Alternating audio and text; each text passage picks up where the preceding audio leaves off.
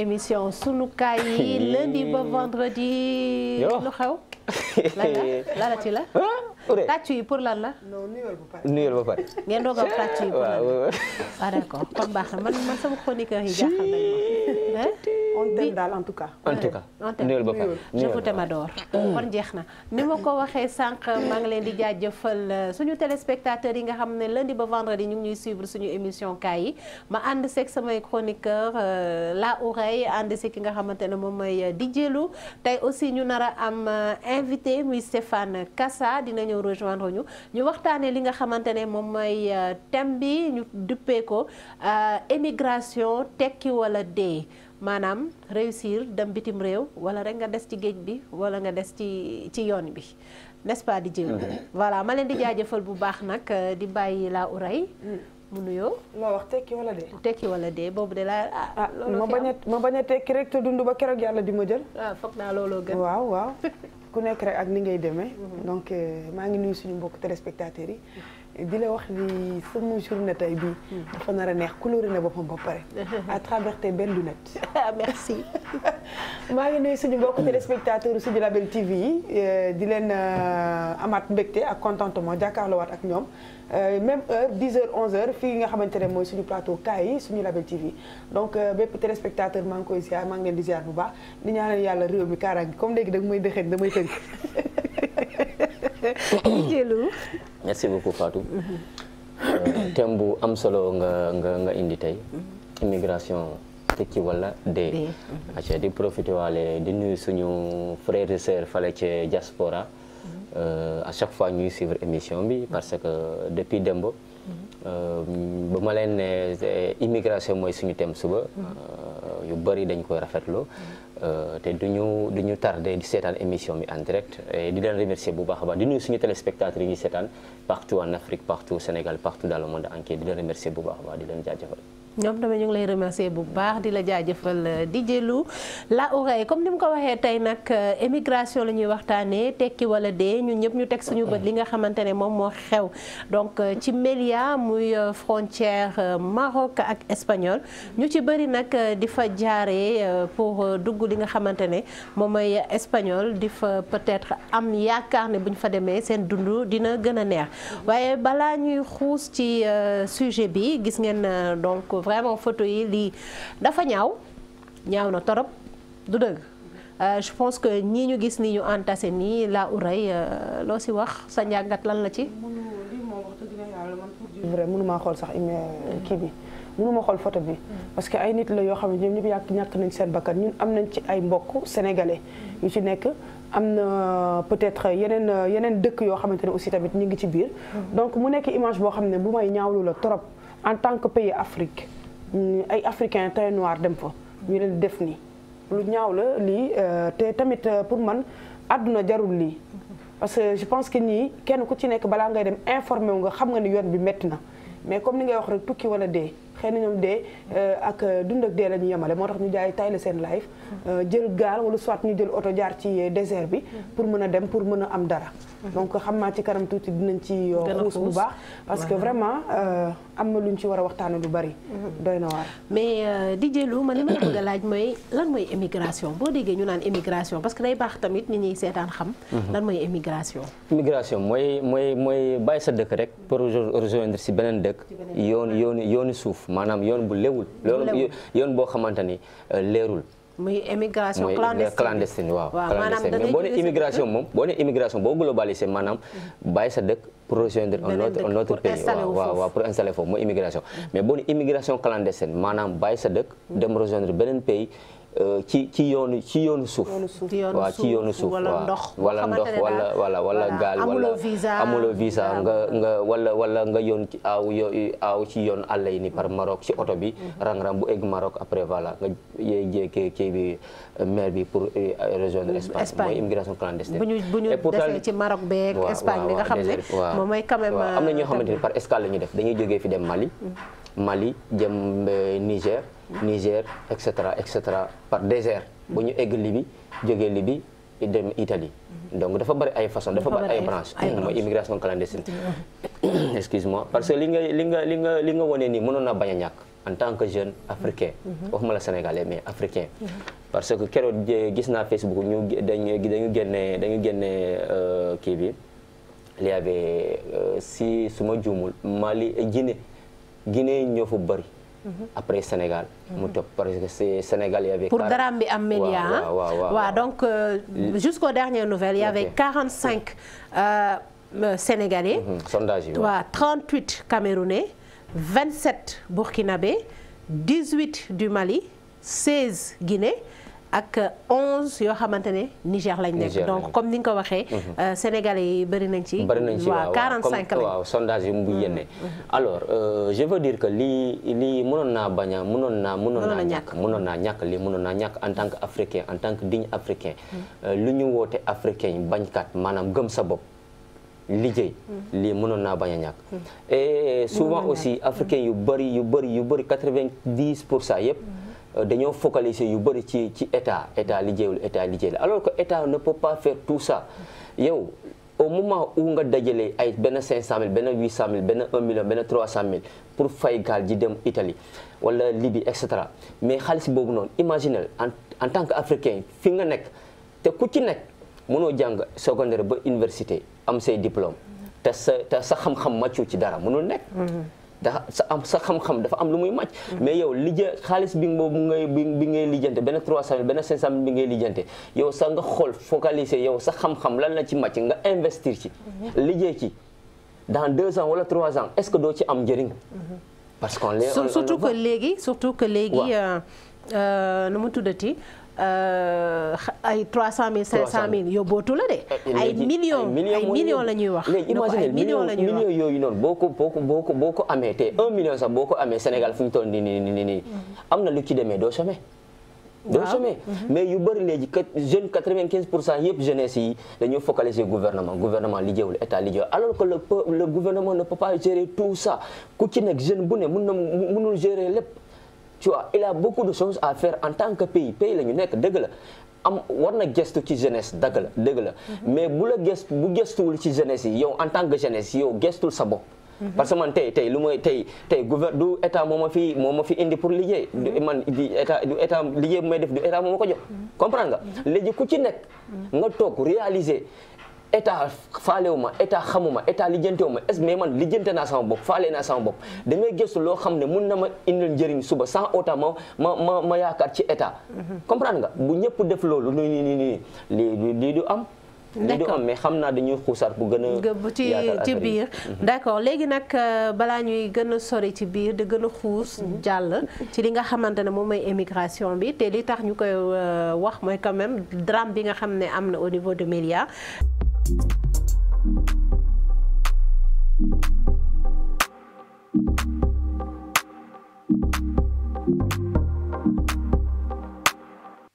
Voilà donc comme ni ma ko waxee tey suñu thème bi di émigration tekki wala dee parce que ku si dem moom ci yoon boo xamante ne leerul sa bakkan a ngi ci xottu gerte comme niñ koy waxee te gis nañ ko ak drame bi nga xam ne moo am au niveau du Maroc ci ville bi nga xamante ne moom mooy Melilla donc des Africains doon tenté jàll frontière bi je pense que image yi gis nañ ko bu ñu mënee may aussi benn vidéo ci li nga xamante ne jot na fa xew balaa ñuy gën a xuus ci waxtaan bi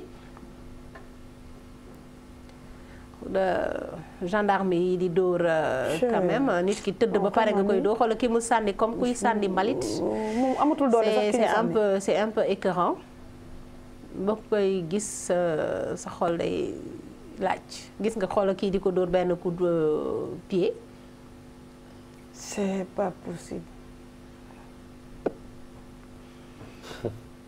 ñi tëdd ñi moom xam naa ne ñoom bu ñu dundee it tamit bu dee ñu ngi nooyi sonn nañ. non dañu sonn ñi ci dee ñoo ëpp. ñii dafa doy waar lii man mënuma ko sax xool. d'accord mais est-ce que tey jii di jëlu yaakaar nga ne ku émigré surtout clandestinement est-ce que mën nga yaakaar yow am ay droit am àq ak yelleef. waaw. mais bien sûr. gis nga ñi def nii ñi leen di def nii. fii ba 2 semaines 1 mois. dañuy gën a demaat ñi taxul ñuy découragé. non c'est-à-dire ñoom pour ñoom lii dafa dañ ko préparé déjà. xamoon nañu ni dina leen dal. dañuy jàll wala ñu de waaw lii à beau parler ñii am na ñuy demaat. mais le problème en est que comme li ma waxoon rek lii yëpp mënoon naa bañ a ñàkk. lii yëpp mënoon naa ñàkk. mënoon naa ñàkk parce que balaa nga egg fii nii ay xaalis ngay financé am na ñoo xam ne ñu ngi libi ñu ngi lay jàpp foofu li leen tëj. ne leen woo leen seen pare ñu yónni ñu xaalis wala ñu bàyyi leen. ay xaalis ay millions la ñu leen di yónni. comprendre nga. te millions yooyu boo am na ñoo xam ne dañu leen di yónni millions. ñu lekkaat laajaat encore xaalis.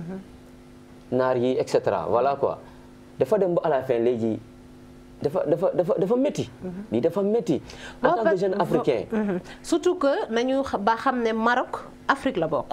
donte ne ay nit ñu weex lañ Afrique lañ bokk donc je pense que tey jii même bu fekkante ne ku ñuul ki africain noir bi dafa ñëw jàll Maroc pour espoir moom mi nekk ci frontière u Espagne jàll Espagne même kooku boo ko jàppee parce que nee nañ waruloo Maroc fii la yem Espagne fee la tàmbalee waruloo ko jéggi xaw ma mais man ma question est de savoir est-ce que waruñu woon mën a am beneen traitement bu dul traitement bii ñu leen def. mais yow loolu nga xalaat ñoom duñu loolu. ñoom li ñu sant la ñuy def. man déjà damay ñëw ci sondage bi nga def sànq. sénégalais ni ñu ci bare. jeune Sénégal yëpp bu ñu demee. jël yoonu géej gi nga xam ne aller la sans retour. parce que nag ñi ci yegg nii. dañ leen di lim. dañ leen di lim de. maanaam boo jëlee embarcation nii surtout. chance kese la. mu ngi mel ni nga joué loterie bii gan bii perte la. yaa ngi dégg mais booy dem da ngay sóor ne di nga dee à tout moment. donc jeunes yi ndaw yi nga xam ne ñoo war a des ci réew mi pour relever dëkk bi ëllëg bu ndaw ñëpp demee fii ay mag ñoo fi des di kese. kan moo yor réew mi te ñii dee si gaal ji maanaam si géej bi. am na ñoo xam ne dañuy egg li Italie ba pare de. soo ko dee parce que dañuy sonn. ak maltraitement li ñuy def. ak dóor ñu leen def dañuy egg Italie ba pare xool soo ko dee. d'accord léegi géej la ñuy évacuer directement fa la dañ ni géej li ci nekk moo ëpp liy dox nii ci kaw suuf. lu ne am na ci biir géej gi ñii dañuy jommi. ñii dañuy lekkante ci seen biir. parce que am nañ ci ay témoignages yu bëri. ànd yi ñu ko wax parce que nag gaal guy dem ba digg géej lu ne mën na cee bokk. donc tentation bu doy waar mi ngi ci biir. mais damay ñëw ci li nga xamante ne peut-être moo koy provoqué. cause yi. pression familiale daf ci am. muy deuxième drogue bi man noonu laa ko tuddee. te pression familiale mën na nekk nga nekk ak nit ci biir kër gi xam nga naan kaan gisoo sama doomu nawle yi ci kër gi li ñuy def ak nangam nga xëy rek toog fekk jàng nga bay bëgg a dee te gaal yi nii am na ñu am ay diplôme yu ci nekk de. dañoo xaddi lu bëri sax dañoo xaddi te ay ndaw lañu. yaa ngi dégg nag sa réew boo fi amatul yaakaar am na yenn pression yoo xam ne boo koy dund yow personnellement nañu waxante dëgg ay nit kese lañu am na loo xam ne dalay emporter mën nga dem tenter ji loo xamante ne c'est pas du tout normal nga jël yoonu suuf bi. wala nga jël yoonu géej gi te mu nekk loo xamante ne lu doy waar la lu ñu war a signaler ñu arrêté ko dès maintenant. beneen bi ci topp mooy pression sociale bokk na ci nit nekk ci biir kër ñu di ko xot-xotal parce que yorul. xotal nit parce que parfois nit dañuy rey nit ci ay kàddu nit mën naa xaru ci ay kàddu na ma yàlla baal du solution. mais nañu arrêté pression sociale yi ñuy teg nit ñi. parce que ku judd am nga wërsëg mais heure bu ko yàlla dogalee nga jot ko ci nga koy door a jot. comprendre nga donc am na yoo xamante ne pour man ñaaw na nga di ko teg sa nawle bi ci biir kër gi wala sa doom ba muy am yenn esprit yi mu dem ba xamatul fan la jëm mu dem dugg ci loo xamante waru cee dugg donc yooyu noonu war nañ ko bàyyi xel. d'accord beneen bi ci donc la oreille je pense que am nañ benn appel. allo allo. allo allo allo est-ce que yaa ngi ñuy dégg dafa mel ni nag déggante bi neexul. na ko déggante bi neexul xam naa dina dellu si waat si kanam.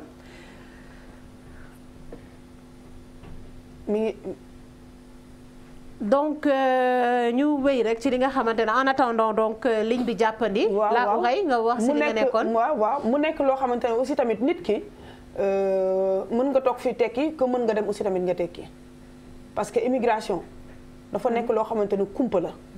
nattu la. da nga fay dem pour xam-xam. da nga fay dem parce que sama classe gi foogoon nañu buñ dañuy dund ba dinañ dund ba dee duñu xam lan mooy. problème. allo voilà. allo oui. oui salaamaaleykum. aleykum salaam wa rahmatullah. sëriñ bi noo tudd ak foo ñuy woowee. maa ngi tudd Lamine Ndiaye. maa ngi woowee depuis Maroc. depuis Maroc. oui. d'accord Lamine naka waa Maroc. waa Maroc ñëpp ñoo ngi fi ñëpp ñoo ngi si jàmm bu baax a baax alhamdulilah. naka ngeen dundee nag li nga xamante ne moom moo xew Melilla. la nga naan kay naka la ñu dundee li nga xamante ne moom mooy xew Maroc parce que chaque jour ñoo ngi dund lu mel noonu fii Maroc. donc dafa nekk loo xamante ni li xew Melilla moom. rafetlu wuñ ko dara métti nañu trop sax. waaw en tant que doomu aadama du ma ne en tant que Sénégalais mais en tant que doomu aadama moom. métteetu nañ ko trop sax. waaw.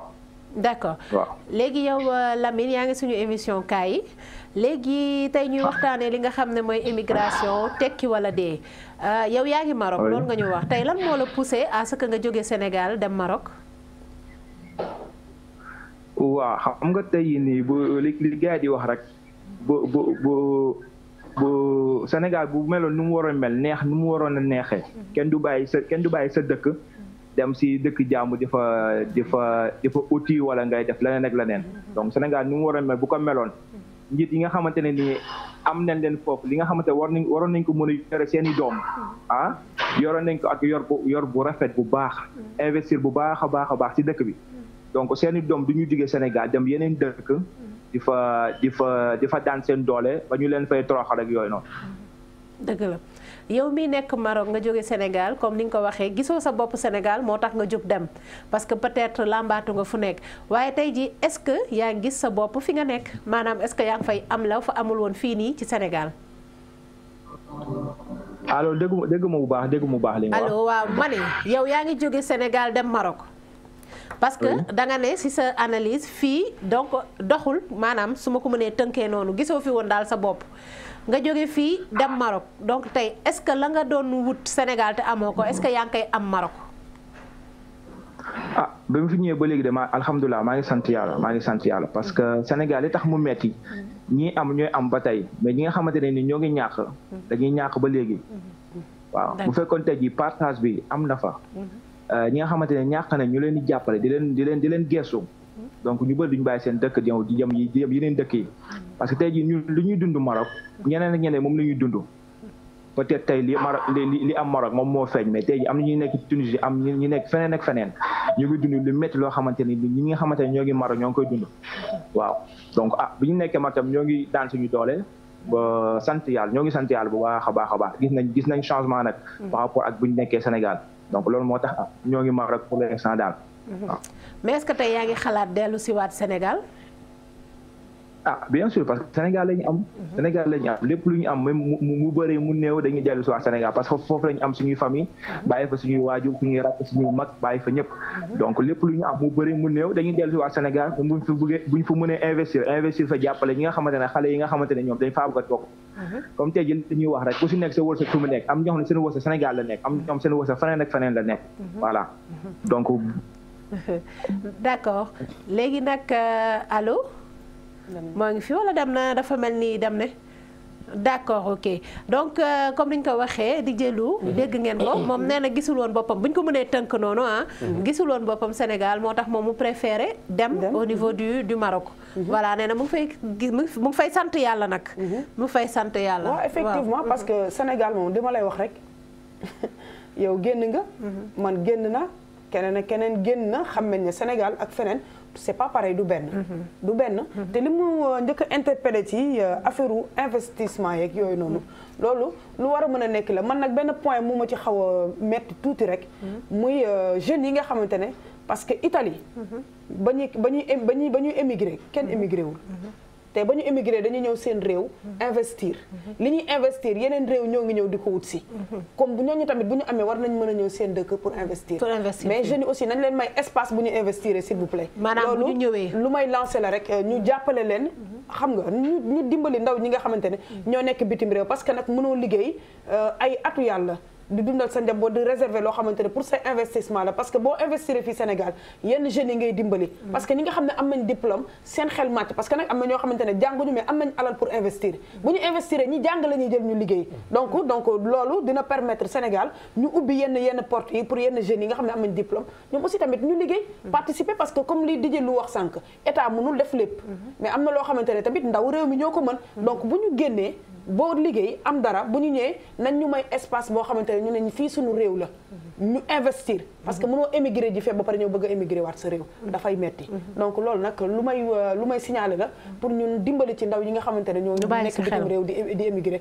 dañ koy jooy dañ koy naqarlu dafa metti dama ci jot yu bari donc nag lu ma doon lancé la waaw d'accord léegi di jëlu moom si waxam bon appel bi dafa coupé mais naroon naa ko puisque cas yi la naroon naa ko cas tuuti laaj ko moom bi muy dem Maroc ñaata la dépensé est-ce que tu vois parce que lu tax loolu di jëlu dugg naa si taxi fekk benn gaayen fekk si taxi bi fekk taximan bi ne ma ne mën naa ko jël ma ne ko am benn problème bëccëg lañ nekk bu dee bëccëg moom boo jëlee du jëlu du ma déranger guddi bi laay bañ du dëgg donc moo dégg ko muy wax téléphone bay tudd 6 millions ci ku ko war a yóbbu États-Unis est-ce que tu vois léegi d'accord donc je pense qu'on a notre téléspectateur ou bien un autre est toujours là ñu jël ko allo allo oui waaw Lamine Ndiaye la ba léegi allo waaw soxna si waaw appel bi dafa coupé woon sànq dëgg la dafa coupé woon kay dafa coupé woon. dëgg la man nag dama nar a kaa parce que fii comme ni ñu ko waxee émission kaa yi la ma ànd ceeg Ouraye ak Dj Lou xam naa ñoom tamit du ñàkk am nañ lu ñu la bëgg a laaj mais dama la bëggoon laaj tey jii ba ngay jógee fii di dem Maroc à peu près ñaata nga dépensé. xam nga voyage moom.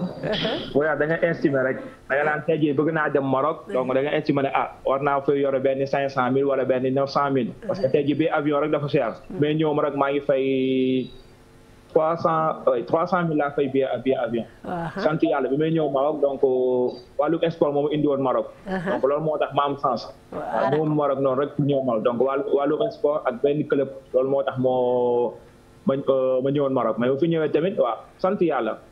mooy maanaam yow demuloo Covid bi ñëw na. Covid bi ñëw na mais dund nañ ko. waaw métti na trop parce que doo génn doo dem fenn. waaw.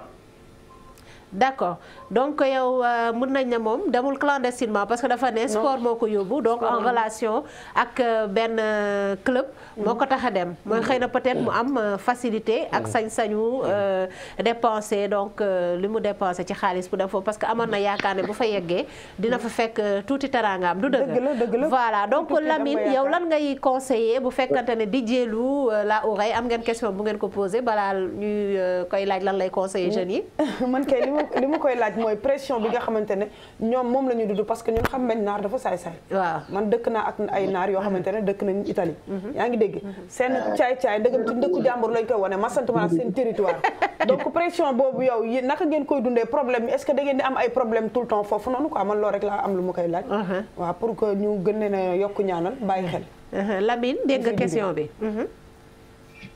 dégg mu baax a baax question bi dégg ma ko baax. maanaam pression bi nga xamante ne naar ak caay-caayam marocain yi ni ñuy dundee ak africain noir yi maanaam africain blanc bi ni muy dundee ak africain noir bi pression boobu moom laay laaj naka ngeen koy dundee pour ñi nga xamante ne ñi ngi fiy jógee di dem ñu bàyyi ko xel. dafa mel ni dégg ma waaw dafa mel ni nag ligne bi moo stable waaw voilà dinañ ci def loolu tamit question bu am solo la parce que ñëpp xam nañ ne quand même oui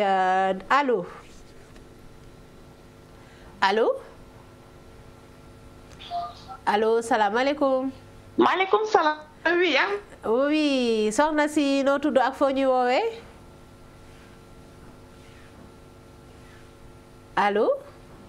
tey nag daa mel ni suñu ligne bi stable de tey stable de waaw tey moom suñu ligne bi kaala suñu ligne bi ci boppam kaala voilà donc ñu nekk toujours suñu émission kaa yi Dj Lou la Ouraye ñuy waxtaane li nga xamante ne mooy émigration tekki wala dee moom bëggoon leen a wax tamit nag ci kaw loolu noonu tey jii am na barki démb la sax benn gaal bu suux di jëlu ñu ngi si doon waxtaan sànq Kafountine voilà gaal bu fa suux démb ñu ngi amoon 8 morts tey ñu ngi si 14 morts donc jeunes yi war nañ bàyyi xel tuuti ci yoonu géej bi mooy sondage bi nga def sànq ma naan loolu dafa bëri ñu ñëw tegaat ci 14 waaw Kafountine la amee waaw ñu tegaat ci lii waaw léegi man jeunes yi nga xamante ne dañu war a conscient war a xam ne war nañu am soxna war nañu am ay doom yaa ngi dégg waa góoru dëkk bi jeunes yëpp bu ñu demee dëkk bi naka lay war a doxee te jeunes yi ñoo yor réew mi allo oui salaamaaleykum soxna si maaleykum salaam. soxna si foo ñuy woowee ak noo tudd. maa leen di woo ba fii Dakar man la bébé. bébé Tamba. oui. daa mel ni bébé Tamba mooy ki fi ñëwoon démb bébé Tamba nuyu nañ la di nuyu waa Tamba yëpp nag.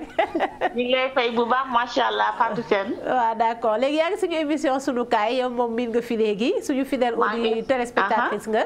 léegi tey ñu ngi waxtaanee li nga xam ne mooy émigration clandestine bi muy tekki wala dee. ñu gis ne suñu xale yi moom dañuy dem soit ñu jàll soit ñu des ci géej gi wala ñu toroxal leen comme ni ñu ko defee ci frontière Maroc bi yow bébé looy wax suñu jeunes yi. man moom loolu moom dama koo mos a contre moom macha allah. waaw dama koo contre parce que xam nga rek nit ki moom comme ni ñu ko waxee rek gëm sa bopp rek. dëgg la. waaw boo nekkee fii nii sa réew fii boo góorgóorloo rek. te dal rek am jom rek macha allah li ngay ut fee mu nga ko am fii bu ci yàlla àndee. dëgg la. waaw man moom franchement immigration clandestine bi ngay wax nii loolu moom man personne moom wax dëgg ñu koy def daal dama ne est-ce que am àndal ngeen seen conscience tranquille nu dëkk bi métti mais gëm sa bopp rek. te daal rek gëm yàlla xam ne tamit dëgg la métti na mos mais toog sa réew daal gis ma lu ko gën a daal. surtout que jeunes yi bu ñuy dem ay millions la ñuy dajale. est-ce que millions yooyu noonu. millions yooyu ngay dajale di ko dem dugg di dem fay si xool ci gaal gi di dem mais millions yooyu boo ko defee ubbi sa benn dara investir fii dara xam nga. am lu petite chose booy créer nii boole ci fulla ak jom yàlla dala ci jàppale mais dem loolu pour man jël bateau bi dem loolu xaru la ñu koy def franchement lañ ma baal nag bu dee li ma wax tamit dafa lii mais man pour man loolu daal moom du solution waaw non loolu du non tamit tout ça nag d'accord donc di jëlu looy wax looy am nga looy laaj bébé Tamba bébé Tamba moom wax na lépp. lépp la wax comme li ma wax sànq nii loolu la ci delloo. c'est très important. d'accord donc mu woon bébé Tamba bi fi jaaroon démb.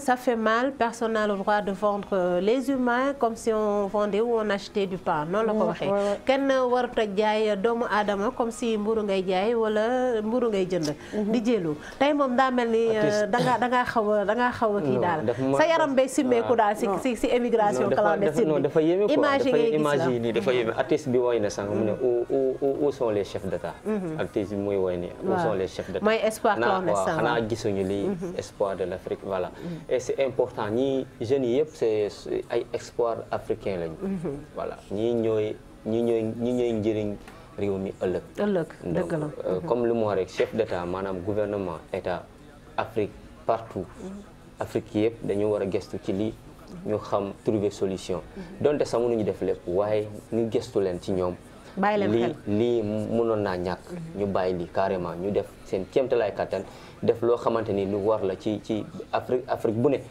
pays bu ne mooy Sénégal mooy Guinée mooy Gambie mooy Côte d'Ivoire mooy fu ne jiite yëpp nañu def seen kéemtalaay kattan trouver solution même gëstu ci ñoom ndaxte lii mu bañ a am parce que métti na voilà DJ nu mu tudd la oreille DJ Lou tey moom dama la fan DJ Lou rek laay wax la oreille voilà léegi voilà dafa am suñu benn téléspectateur tamit bu bëgg a participer ci émission bi ñu jël ko dellu si waat donc ci plateau bi allo Bonjour à tous les téléspectateurs, bonjour Fatou, bonjour DJ Lou, bonjour Auré, j'espère que vous allez bien. Oui. Voilà, vous traitez d'un sujet très important qui touche l'Afrique, qui touche le monde. D'accord. Je suis tellement content d'être parmi vous ce matin. Le plaisir est partagé. Est-ce que tu peux rappeler aux téléspectateurs qui vous êtes? Alors, je suis Stéphane Cassard, un humble citoyen du monde, voilà, qui participe justement intellectuellement à la progression de l'Afrique et qui veut apporter un concept à tout le monde entier. D'accord. Donc aujourd'hui, on parle de l'immigration. Tekki wala dee, en français, ça veut dire réussir ou mourir. Voilà. Donc aujourd'hui, qu'est-ce que tu penses de l'immigration clandestine, Stéphane? Déjà, je pense que ce sont des mots qui minent notre société. Mais il faut d'abord rappeler aux gens que l'immigration, c'est quelque chose qui est propre à l'homme d'abord, pour commencer. Parce que c'est vrai qu'aujourd'hui, on se tourne vers les Africains. Nous, on oublie qu'en regardant le rétroviseur, donc dans l'histoire, c'est que les premiers à immigrer, ce sont les Européens avec ce qu'ils appelaient des conquêtes. C'est-à-dire qu'ils quittaient, ils allaient... de l'Europe pour venir en Afrique, en Asie, en Amérique latine ou en Amérique du Nord, tu vois. C'était une forme d'immigration. Bon, maintenant, après, les choses se sont politisées quand c'est devenu des nations.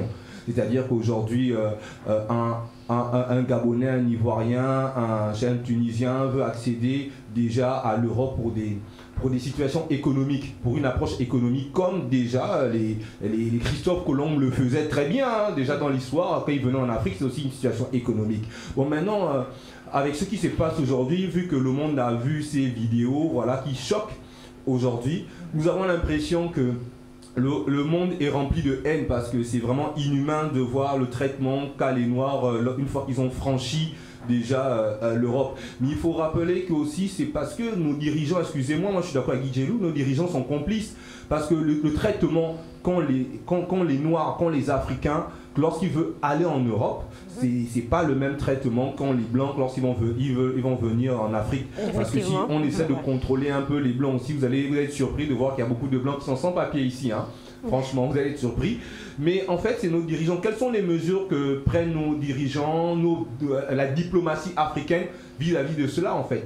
Voilà, ce sont les questions qu'il faut poser. Mais après, moi, je refuse de dire que le tort se trouve chez les Africains. Parce que un Africain qui est dépourvu de tout, qui fuit la guerre, qui essaie de s'en sortir, mais lorsqu'il ressent le cafard, forcément, l'objectif premier dans sa tête, c'est de partir vers l'Occident. Bon, maintenant, la question qui va se poser, est-ce que moi, on ne veut pas de moi en Europe? D'accord, parce que je suis noir, je suis africain, mais ils veulent bien notre pétrole. Ils veulent bien notre pétrole, ils veulent notre manganèse, ils veulent nos richesses, mais nous, ils ne nous aiment pas. Donc, est-ce qu'il ne faut pas, s'il faut pas de rapatriation, excusez-moi, de rapatriation, est-ce que s'il faut rapatrier les Noirs, mais il faut aussi rapatrier le bois, le manganèse, le pétrole, voilà, ce serait bien. Comme ça, tout le monde va être gagnant, parce que ce qui pousse les Africains à aller en Europe, c'est vraiment la misère. Oui. Et la misère, c'est qu'elle ne se partage pas. C'est la prospérité qui se partage, tu vois un peu. Et le partage de la prospérité serait d'exploiter sur place nos ressources, parce que si on exploite nos ressources sur place, ça va donner du travail, ça va et les gens n'auront plus besoin de partir. Ça va plus créer ce besoin chez les gens parce qu'on pourra étudier, on aura des écoles, des universités, on va être plus ou moins épanoui. Donc c'est un peu ce que je pense de l'immigration. L'immigration clandestine. Voilà. Mais il faut arrêter. Pourquoi vous mettez le nom clandestin? Moi je comprends pas. Sincèrement, ça n'a pas de sens parce que on traite aussi, je traiterais Christophe Colomb d'avoir été un immigré clandestin aussi, hein, quelque part. Pourquoi? Parce que lorsqu'il est venu en Afrique, en Amérique, où il a fait son tour du monde, il n'a pas donné la vie, il n'a pas eu un visa, il n'a pas demandé, on n'a pas accordé quelque chose, hein, un document qui dit qu'il faut qu'il vienne en Afrique ou en Amérique. Donc après, les Magellan et autres, moi je pense que c'était les premiers immigrés en clandestin. D'accord, Stéphane. Ouais. Et dans votre intervention aussi, vous dites bien que les frontières sont devenues politiques, en tout cas c'est politique, parce qu'il y a les nations, c'est quand les nations sont venues qu'il y a eu des frontières. Donc à vous entendre parler, c'est que ces frontières-là ne devraient pas exister. Mais il n'existe aucune frontière. Dieu a créé la terre pour les êtres humains, pour l'homme, tu vois un peu. C'est-à-dire qu'un homme doit pouvoir se déplacer. Si l'homme peut à la possibilité de se déplacer, c'est d'aller d'un point à un autre, tu vois un peu. Donc déjà une frontière, c'est dans la tête d'abord de l'être humain, la frontière. Parce que l'homme naturellement, hein, moi je suis quelqu'un qui aime parler de l'homme à l'état de nature, comme disait Jean-Jacques Rousseau, voilà. Que l'homme est le produit de son environnement et on a le droit d'aller, de s'épanouir où bon nous semble en fait. Donc pour moi les frontières sont politiques déjà. les frontières sont dans la tête, parce qu'il ne devrait pas exister les frontières, parce que la terre appartient à l'homme. Voilà. D'accord, Stéphane. En tout cas, merci beaucoup de votre intervention. Merci à toi, c'est vraiment un plaisir. Oui, c'est un plaisir de partager ce sujet aussi passionnant avec vous. Big up à Auré qui est sur le plateau, que je fais un gros bisou, même s'il m'a posé des questions. DJ Orasta sur le plateau, DJ Lou, que je fais un gros big up. Voilà, j'aime bien ces interventions. C'est quelqu'un qui s'oppose positivement justement pour l'amélioration de l'Afrique. Donc franchement, big up à vous et big up à l'équipe de Sunika et à l'équipe technique. Et on se dit à bientôt. Bisous. À bientôt, bisous Stéphane. Donc merci beaucoup Stéphane. Je pense que voilà, gis na émigration bi sous une autre angle. Mais suñu marocain baa ngi fii moom nag dafa mel ni dafa jël kaay tey ci dënn. Allo. allo. allo salaamaaleykum. maaleykum salaam Lamine Ndiaye yow tey moom yaa ngi si biir suñu kaay tey moom émigration bi kaa nga ko def da nga koo yenu tey. non li ngeen def noonu la sax loo xamante ni dañ ko war a waxtaanee. dëgg la. waaw donc ni ngeen def noonu tant que sa question bi dinaa si wax parce que damay bañ a bàkkaar mais li yàlla sàkk moom naar moo si gën a dañu ma baal si kàddu gi mais naar moo si gën a bon. waaw dañu ma baal si kàddu gi parce que li ñuy dund fii nii ak ñoom rek dafa metti.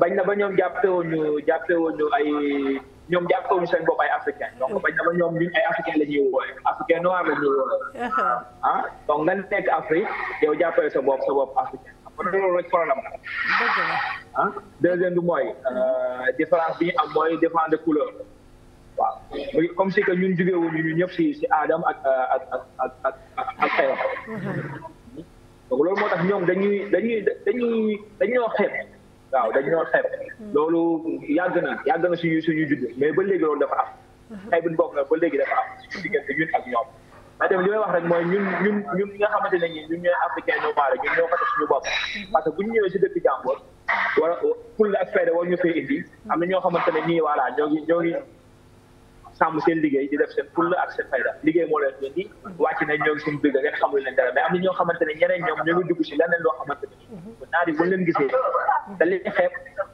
fi leen war a mën a teg du leen fa teg exemple tey jii nii gëdd bi ñu jox sénégalais joxuñu ko yeneen nationalité yi fi nekk dëgg la tey am na sénégalais yoo am na ñaar yoo xamante ne nii voilà ñëpp lañ dugal si soos waaw muy sénégalais muy keneen ak keneen mais ñenn ñi moom dëgg bi ñu jox sénégalais yi joxuñu ko yeneen nationalité waaw. mais Lamine. oui. ma ne. oui waaw sànq da nga ne da ngeen gisul Sénégal li ngeen bëgg moo tax ngeen dem fale ke mooy ke Maroc mais est-ce que ñu bu ñëpp mel ni yow par exemple jeunesse yu bëri 20 personnes wala 100 personnes wala 200 personnes gisuñu seen bopp fii ci Sénégal ñu bàyyi Sénégal dem Maroc dem toog Maroc di liggéey est-ce que situation bi dina changer Sénégal fii nii parce que ñun ñoo war a changer situation bi ñun ñoo war a manko doon benn après ñu liggéey pour ñu mën a développer suñu pays mais état bu ñu yaakaar nii état bu ñu yaakaar ne état bu ñu gisul état xamuñu lu ñu dundee mais est-ce qu'il n'est pas temps ñu gis xoolaat suñu bopp xoolaat lu ñuy dundee changer suñu situation changer suñu comportement liggéey fii ci suñu réew mi pour ñu mën a changer loo si suñu réew mi sans autant ñu dem ci beneen pays.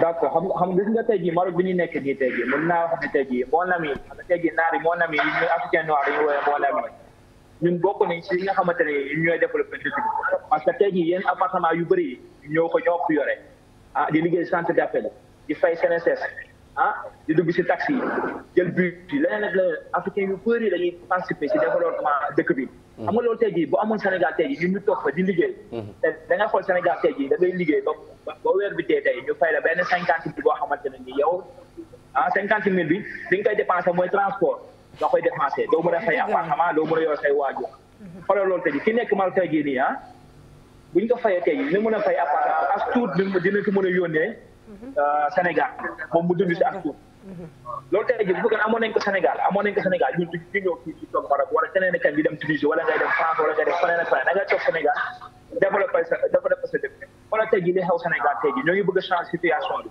xoolal ñaata nit ñu dee ñoo fa nekk ñaata matériel lañ fay yàq tey jii nii xam nga loolu tey jii mënuñu continuer à chaque fois di xeex ak nit ñi ñu ngi si biir ñu ngi si biir ñuy xeex pour changer situation bi ay dee di si am wala ay perte yenn ay perte yi si am yoo xamante ni ñun ñooy ñëwaat di fayaat lépp ay dund bu cher bi tey jii lan moo koy indi perte yi am Sénégal mooy di dund bu cher bi feneen ak feneen tamit dund bu cher bi li koy indi mooy perte yi nga xamante ne moo am si dëkk yi loolu mooy di dund bu cher donc war nañ mën a xoolaat bu baax a baax xool bi yenn situation la ñuy def pour jeunes yi nga xamante ne ñoom dañuy jógee seen dëkk dem yeneen dëkk yi buñ ko mënoon wàññi tamit mooy liggéey parce que tey jii xoolal ñu ne ñaari Sénégalais ñoo nekk Maroc ñaari africain ñoo nekk si yeneen dëkk yi naar yi di ko souffrir boo xamante ne nii dara warul la ko loolu seen dëkk moo neexul di leen war a mën a tenir jàppale leen seen dëkk loolu leen jàppale loolu moo tax ñu jógee seen dëkk pour dem ami wala dee waaw tey jeunes yu bëri loolu leen def seen bopp dañuy dem am wala ñu dee mais loolu man d'accord ma ci loolu tey jii mën nga dem tey jii amuloo mais nga delluwaat defaruwaat toogaat sa dëkk peut-être sens moo nekkul si dëkk boobu noonu mais ñu bëri tey jii ñoom li ñuy gis rek mooy dañoo war a dem ami ji wala ñu dee rek daa loo ko doon man d'accord ma ci mais Lamine waaw Lamine mais dafa ñu wolof Ndiaye dafa ne tamit boo xamul fi nga jëm dellool fi nga jógee waaw mais yéen ñi ngeen nekk fale ca bitim réew que ça soit Maroc Espagne Italie et cetera mais balaa ngeen dem am ngeen objectif balaa ngeen dem bitim réew am ngeen objectif léegi ngeen dem bitim réew liggéey fa am fa ay at waaw léegi li ngeen jotoon liggéey am xaalis boobu noonu li ngeen jotoon liggéey donte sax da ngeen ko yónni si seen waajur et cetera c'est bien mais am ngeen objectif est-ce qu'il n'est pas temps aussi ngeen ñëwaat ngeen wàññeeku ci ginnaaw tracer seen objectif maanaam seen ngeen planifier li ngeen rêvé balaa ngeen dem foofu ne est-ce qu'il n'est pas temps aussi balaa ngeen toog foofu noonu toog rek voilà. Lamine Ndiaye sama diggeelu bi nag olof bi moom olofu joolaa lay làkk nag dala bëgg a laaj tey jii nii est-ce que jotul yéen ñi nga xamante ne yéen a maanaam demoon émigré ci yeneen dëkk yi ngeen dellu si waat Sénégal pour liggéey Sénégal waaw. képp fu génn Sénégal tey jii dem immigré yi. waaw avant ngay def am ngay objectif comme ni nga ko waxee. am na yoo xamante ni tey jii boo demee tey jii ba yàlla def xéewal am. ñaan nga yàlla dellusiwaat sa dëkk investir même bu fekkee côté immobilier la wala côté agricole la wala côté leneen ak leneen am ñaan nga yàlla dellusiwaat sa dëkk investir parce que li nga gisee yeneen dëkk yi di développé loolu nga bëgg gis sa dëkk tey jii di koy tudd na sama dëkk de am na lii ak lii ak lii ak lii ak lii ak lii parce que tey jii da nga dugg si terrain yi tey na ma def sañoon naa bëggoon naa tey sama dëkk tey jii su may jógee Dakar di dem ba Thiès train laa war a jël su may jógee Dakar di dem ba Louga wala may dem ba Tamba train laa war a jël parce que man tey fi ma nekk ak Casablanca mu naax ne ñu mel ne Dakar ak Tambacounda train laay jël pour dem ba Casablanca te damay gis dëkk bi ni mu rafetee dama naan man de ñaan naa yàlla Sénégal mel nii donc ñun ñëpp tey li ñuy suñu sooy mooy ñëpp bi si Sénégal investir foofu noonu te li nga xamante ni dañoo bëgg a dem tukki ñu ne leen comme leen fii ñu liggéey Sénégal waaw parce que mënuñu liggéey Sénégal rek ci ay wax mënuñu liggéey Sénégal ci ay loxo neen waaw mais yéen a ngi xaw a yàgg de Lamine yéen a ngi yàgg de bi ngeen demee fële ba léegi yàgg na de ñaata at waaw léegi Lamine léegi instant ni kay yow boo ñëwee Sénégal mën nga samp sa entreprise bopp recruter ay diggéenu ay ñoom yaa ma gën a xam léegi jot na di ñu sil bopp non dinañu bisi incha allah non incha allah léegi rek yàggatul ñoo ngi si tànk yooyu noonu ñoo ngi ciy liggéey bu baax a baax incha allah léegi ñun ñu bisi investir def li nga xamante ni moom mooy suñu warugar voilà ku si nekk tey da nga tukki pour uti ji boo ñu bisi dem nga def sa warugar rek si dëkk bi bu ko defee jàpp si dëkk bi développé jàppale jeunes yi nga xamante ne ñoom ñoo ngi jël gaal yi wala ñoo ngi jël désert bi di dem di uti ji d'accord jërëjëf mu nekkoon donc suñu téléspectateur Lamine Ndiaye ñu ngi lay jaajëfal bu baax a baax nag ci sa disponibilité ak sa intervention parce que am na solo di la ñaanal tamit li nga xamante ne moo la yóbbu Maroc yal na la ko yàlla may nga dellu si waat encore Sénégal fii donc liggéey Sénégal bi dégg nga kon Aïcha. waaw man li may wax rek dernier mot bi may wax rek. mooy comme ni dañ naan ni nit ay garabam. mais itam dañuy wax ni nit ay musiba. parce que tey jii ñi nga xamante ne nii ñoom ñoo nekk Nador tey jii dugg foofu noonu. ay nit ñoo leen jàppale ba ñu dugg foofu noonu parce que tey jii dañuy neexal naar yi. naar yi di leen war yoone ba ñu jàll ba foofu noonu. bu ñu àggee foofu noonu am na ñoo xamante ne ñoom ñoo leen di boole am na ay nit yi nekk fii nii. donc li xaw a tey jii tey ñëpp war nañ see war a mën a taxaw jàpp si mu bañ a tee amati. parce que tey jii nii war nañ war a bàyyi ne frontière parce que dëkk bi ñëpp la. adduna bi ñëpp ko moom. du question ni ku ñuul ki moo war a yem fii nii ku weex ki moo war a yem fii nii ku jaune ki ku vert ki non donc adduna bi pour ñëpp la. waaw donc dañ gën a jàppale sénégalais tamit dañ gën a jàppale seen borom sénégalais parce que li ñuy dund fii nii am na naqar yu bëri suñu morom sénégalais ñoo ñu koy teg. donc sénégalais yi nekk Maroc yi nekk bitim réew dañuy jàppale seen borom sénégalais yi nga xamante ne ñoom la ñuy dëkkal parce que naar ak moromu naaram dañuy jàppalante. dañuy jàppalante bu baax a baax a baax a baax du ko bàyyi fenn mu trop donc sénégalais na jàppale moromu sénégalais bu baax a baax a baax a baax di rafetlu bu baax a baax a baax suñu émission bi di jégalu tam di wax yal na jàmm yàgg si àdduna bi yëpp di leen jaajëfal bu baax a baax a baax a baax. jërëjëf Lamine je pense que ñu ngi lay jaajëfal bu baax di la souhaiter donc nga passer une très bonne journée jërëjëf. ñu dellu si waat d'accord ñu ngi nekkoon suñu émission ñu ngi toujours suñu émission day waaj a jeex rek émigration tekki wala dee donc ñu gis intervention Lamine Ndiaye ñu koy jaajëfal bu baax a baax. intervention aussi kii di Stéphane moom tamit ñu koy jaajëfal bu baax a baax. ñu ngi suñu jeexantale émission mais lu mu wax en dernier dafa am importance xam naa boobu dinañ ko kaa ci beneen thème mooy maanaam nit ñi tey garabam te sénégalais yu bëri wala africain yu bëri yi nga xamante ne ñu ngi nekk foofu di fa toro seen moromu sénégalais wala seen moromu africain moo leen ko tax teg muy toujours rek manque de solidarité bi nga xam ne da nga koy noter au niveau de l'Afrique. d'accord bi ñuy commencé nee naa la am na ñoo xam ne yàlla daf leen natt ñu tukki pour ñu xam àdduna. waaw loolu foofu la nekk. foofu la nekk boo tukkee da ngay xam àddina parce que naar du la jàngal làkkam ci li nga mën làkk day fexe ba nga dégg français wala anglais ngeen làkk ci loolu du la jàngal làkkam mais sénégalais foo ko fekk mu ngi la naan jàngal lii mooy lii lii mooy lii lii mooy lii suñu secret yëpp joxe nañ ko dul donc deseetuñ dara voilà dese nañ laa uray dese nañu di jéem kon xam naa dañuy tàggatoo waaw di remercier suñu téléspectateurs yi di remercier Lamine Ndiaye ci intervention ak Stéphane di disponibilité am ci di remercier Stéphane aussi di remercier aussi nos frères et sœurs ñi nekk diaspora di leen remercier bu baax a baax gis nañ seen taxawaay waaw di leen encourager nag xamal ni jom moo leen tax a jóg mais fulla moo leen ñibbisi donc xam nga fi ngeen jógee te xam nga yenee kan seen objectif xam ngeen ko donc voilà di leen remercier bu baax waa di leen ñaanal aussi gudd fan ak wér-gu-yaram li leen tax a jóg yal na leen yàlla jot si voilà et cetera donc nos frères immigrés fala ci douane Espagne Italie Angleterre partout dans le monde entier di leen remercier bu baax a baax di nuyu suñu téléspectateurs aussi di leen jaajëfal bu baax a baax ci yaakaar lii yëpp jërëjëf di jëlo la oreille comme li mu wax sànq rek tukki jom la waaye fulla mooy ñibbisi xam naa beneen yoon dinañ gën a yaatalaat gën ci xuus parce que li mu ëmb bëri na wax dëgg neex yàlla am na ñoo xamante ne li may wax rek sa deuxième drogue boobu pression sociale moo tax du ñu ñibbisi parce que buñu ne ñu ngi naan moo tukki woon de te Sénégal amul encouragé nit indi fi dara te xamuñ ne kenn ku nekk dangaa dem uti donc am na loo xam ne boo ko gisul da ngay dellu fi nga ñëwoon nga xoolaat sa source xool fi nga jógee ak lan nga fi mën a am donc yàlla ñu yàlla defal jàmm defal ko mboolum jullit te defal ko suñu mbokk émigré yi nga xamante ne ñoo nekk bitim réew du ñu suivre à travers Play Store ak Apple Store ñoom amuñu TNT amuñu TV d'Orange boobu lañ ñuy seetaane donc yal na leen yàlla defal jàmm ci topp bi ñuy topp ak mboolum jullit man delloo la kàddu gi bi ngeen xaabaabale ba pare non man xaabaabalu ma ndax li ma bëggoon wax bëri na mais bon temps bi yaatuwul d'accord donc comme ni ñu leen ko waxee rek en tout cas ñu ngi woon suñu émission sunu kaay yi émigré tekki wala dee ñu àndoon donc la oreille ak di jëlu di remercier Lamine Ndiaye di remercier aussi Stéphane ak képp koo xamante ne ay fàtte nañu bébé Tamba ak képp koo xamante ne tey jii rek yaa ngi toogoon sa télé di ñu seetaan ñu ngi lay jaajëfal bu baax a baax di la jox dig daje suba même 10h ba 11h ci beneen thème di leen di fàttali nag ak di ñaax xale yi ne leen ku ci émigré rek na nga émigré légalement comme niñ koy waxee wutal sa visa nga dem si jàmm boo fa gisee lu baax nga toog boo fa gisul lu baax nga dellu si waat ndax wërsëg ku nekk rek yàlla am na fu mu ko jagleen voilà ñu ñaaxaat jeunes yi ñu gën a gëm seen bopp te bàyyi yoonu géej gi bàyyi yoonu suuf si bàyyi aussi dëkku jàmbur yi ñuy jaar parce que toroxal rek lañ fay jëlee gis nañ ko si li xew Maroc ñu leen di jaajëfal bu baax di leen di jox dig daje suba incha allah même heure 10h ba 11h si suñu émission sunu kaay yi